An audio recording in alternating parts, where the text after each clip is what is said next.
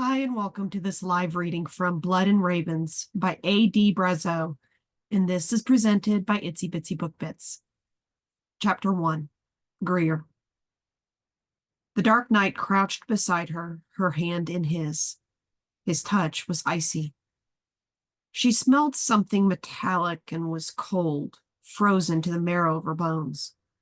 His breath tickled the inside of her wrist as his lips brushed the delicate flesh, igniting a deep flame deep within her.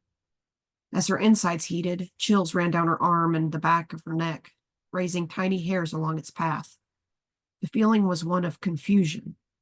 Was she aroused or afraid?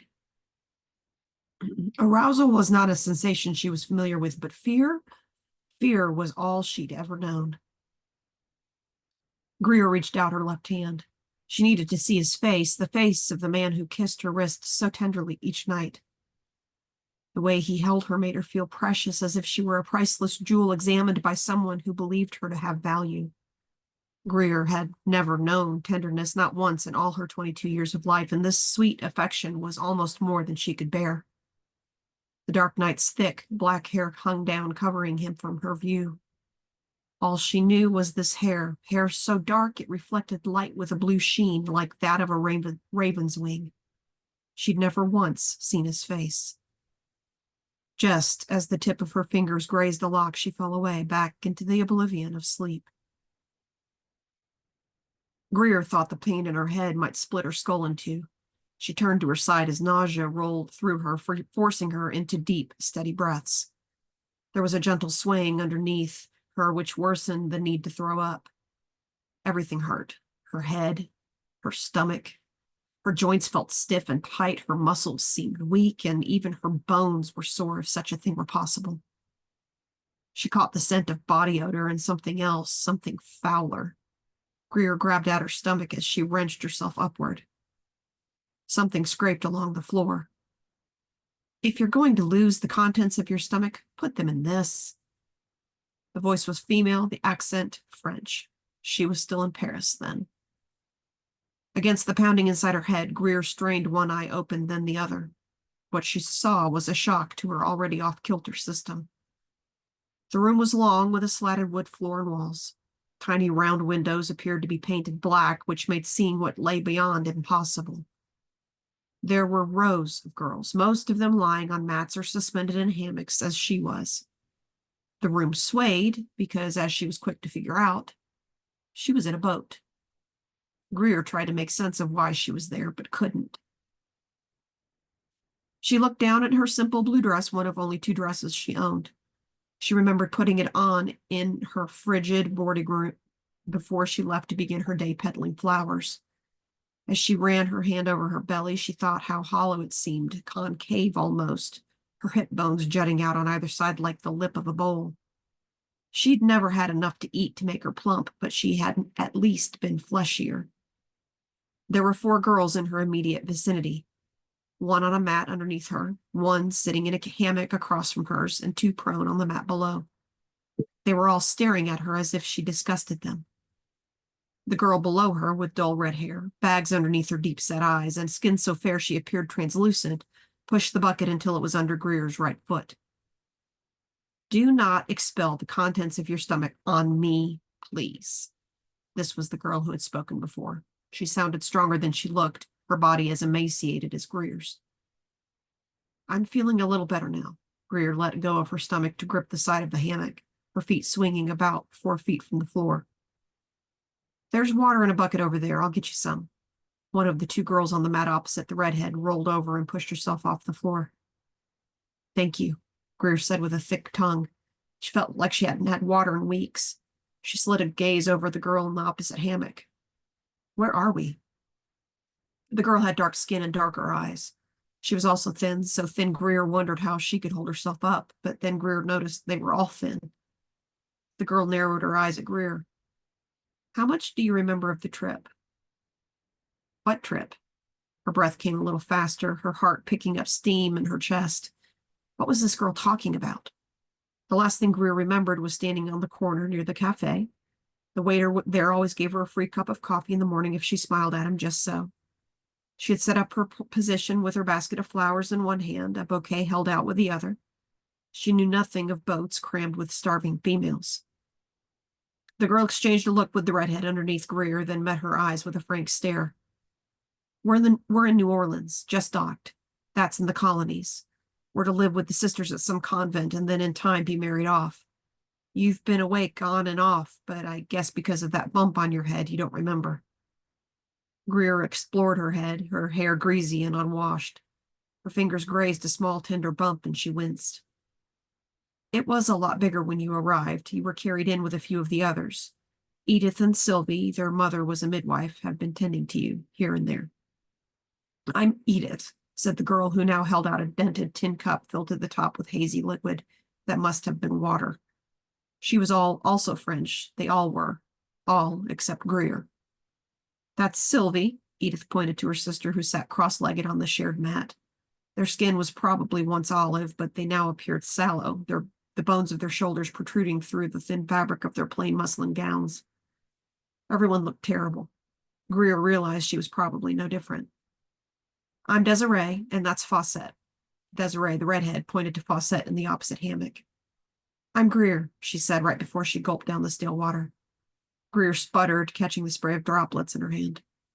Go slow, Edith said, as she rubbed a small hand against Greer's back. You're dehydrated. We all are. What are we doing here? Greer looked into Edith's rounded green eyes. She and her sister were both so small, so delicate, they could have been sparrows in human form. Edith shot a look over at Fawcett, who glanced behind her. They seemed nervous to Greer, and why shouldn't they be? She was. Some of us chose to be here, the three of us, for example. Edith motioned to herself, then Sylvie and Fawcett. Her voice dropped to whisper. But you and Desiree, you were taken. We know not by whom. We only know that we are all here and about to disembark this vessel. Thank the gods, Desiree said. I can no longer stand in my stink, let alone the reek of everyone else. Greer blinked. She looked at the girls around her, then swept her gaze over the rest. There were at least 40 or 50 girls held in that pit. But what do we do? Greer asked no one in particular. Those of us who didn't choose to be here? This is a crime. There's nothing to do. Desiree, in a filthy cream dress, stood opposite Edith, her shoulder touching Greer's knee as she leaned in. If you try to do anything, you'll get a couple of black eyes of your own. Greer leaned closer to Desiree. She realized the bags under her eyes were bruises. There aren't many of us who didn't choose this, Desiree continued. For whatever reason, a handful of taken women were added to the mix, maybe to round out the numbers. I doubt the church even knows about us. As fog cleared from her mind, Greer understood her situation. Ice water flooded her veins. A cold fear moved down her spine. For the first time since she'd left England, the first time in 2 years, her fate was not her own. Her fate was in the hands of whoever had stolen her off the streets of Paris and thrust her into the bowels of that stinking ship. Maybe she could run, maybe she could fight. The first thing she had to do was get her bearings, then get off the ship and calculate her chances. Greer was good at calculating chances, good at avoiding anything truly dangerous. Up until then, that was. Greer had heard shouting, then the sharp screech of metal on metal. Fawcett jumped off the hammock and smoothing down the front of her dark blue dress. Here they come. Sylvie stood, reaching out a hand for Edith. They wore matching brown dresses that did nothing for their complexions but hid the dirt well. The great wooden door toward what Greer believed to be the bow opened to reveal another sight that shocked her. She wasn't sure what she expected, but a hard-faced nun was not it. The woman was old, her skin so paper-thin that Greer had a hard time discerning where the white of the nun's coif ended and her face began. The veil and mantle of her habit were black, as faded and dull as her eyes. Although not Catholic, Greer had some knowledge of the church. She attended Mass occasionally in Paris for the free bite of food and swallow of wine. As a child, she'd been placed in a Catholic orphanage, a cold, bitter place where the nuns would swat her for every little thing. She didn't relish the thought of being placed with them now, especially when she had been free to live as she pleased. The nun clapped her feeble hands. Ladies, rejoice. You have arrived in your new home, and she is ready to receive you. Make sure the ticket for your cassette is in your hand as you leave. You shall be reunited with your trousseau on the dock. Cassette was French for suitcase, but Greer couldn't understand how she could have a trousseau when she was taken against her will. She looked at Desiree. Do I have a ticket? Yes, we all do. You probably don't remember, but we were told not to open the cassette until our wedding nights. Check under your pillow. Edith put yours there during one of your episodes. Greer slid her hand under the lumpy mass that constituted a pillow. She felt the thick piece of paper and pulled it out. The number 7 was written on it in pencil. She started to walk toward the door in a daze. You need to get your head in order, Desiree huffed behind her. Greer turned as Desiree shoved a cloth bag toward her. This is yours. She took the bag, peering inside. There was a rolled-up piece of green fabric Greer assumed was a dress, along with a white shift and a hairbrush. Bewildered to the point of exasperation, Greer held out the bag toward Desiree. These aren't mine. Desiree, shouldering her own similar bag, ignored her and pushed her around. Just walk and stop acting like such a goose. Greer did as she was told. She stayed close to these girls who tended her while she was ill, fearful that she may lose them, having to start all over with another group. With every step she took, her head cleared more and more. By the time she stepped onto the gangway, she was able to process all that had taken place. She'd been kidnapped off the streets of Paris and thrown into the hull of a ship with dozens of other girls. It was expected that she would marry a man of this town they had called New Orleans, a place she'd never heard of. Until then, she would be housed at a nunnery. And she had been gifted a trousseau for her wedding night. Nothing about this made sense, but Greer was determined to play along until the right moment. Then she would make her move.